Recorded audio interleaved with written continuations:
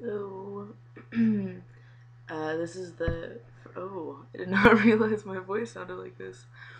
Um, this is the first time I've actually had like a break where I can make a video. This is my fourth day here.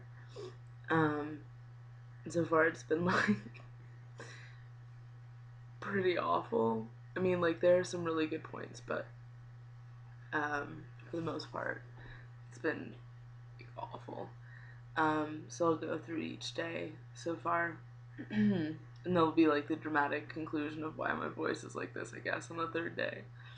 But I'll try to make the video short just because most of mine are really long.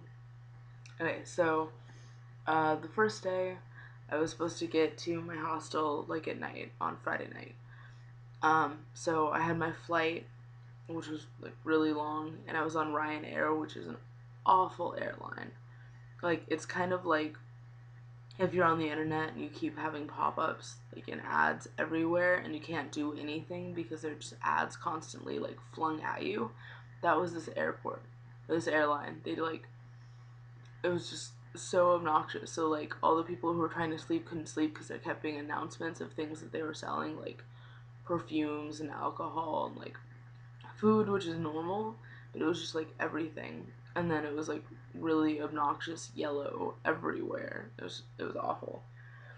And like there was oh my god, there's this one stewardess who was just ridiculous. Like, this man bought something that he turned out he didn't want, so he asked her if he could have something else, and then he would like pay for the difference or whatever.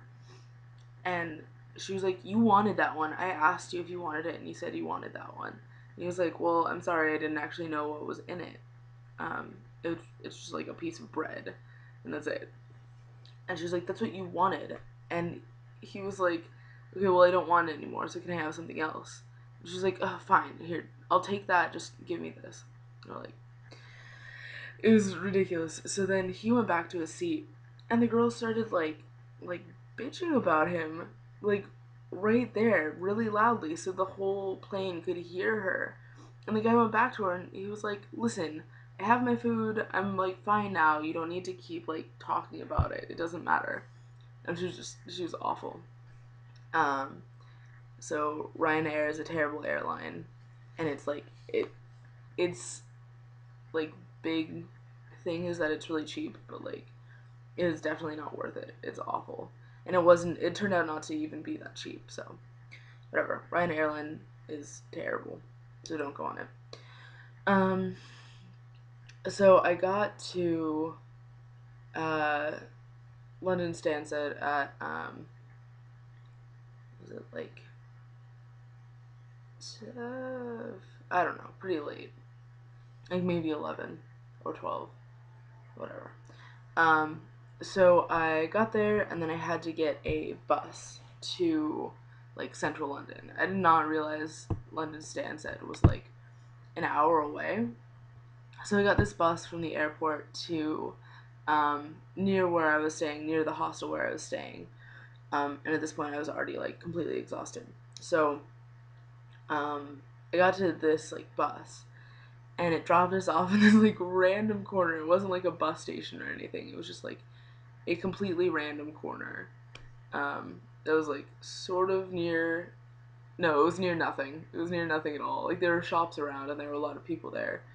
But so I was like trying to figure out the bus schedules to see if I could get a bus to um, my hostel, like a local bus, and I like it.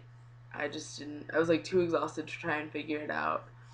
I like didn't know how it worked, so I ended up like walking back and forth down the street like for like maybe 20 minutes, and then eventually I was like, oh, I can't do this. So I like started trying to call a taxi, which I've never done before, and I finally got one, and it was like I don't know. So I got in the taxi, and the guy asked me where I wanted to go, and I was like, okay, it's called Clink 78. It's near King's Cross. It's on King's Cross Road. And he was like, what is it? And I was like, Clink 78? It's a hostel? And he was like, I don't know what that is. And I was like, oh god, where am I going? So he was like, he started driving, and because I told him like just King's Cross, and then I would figure it out.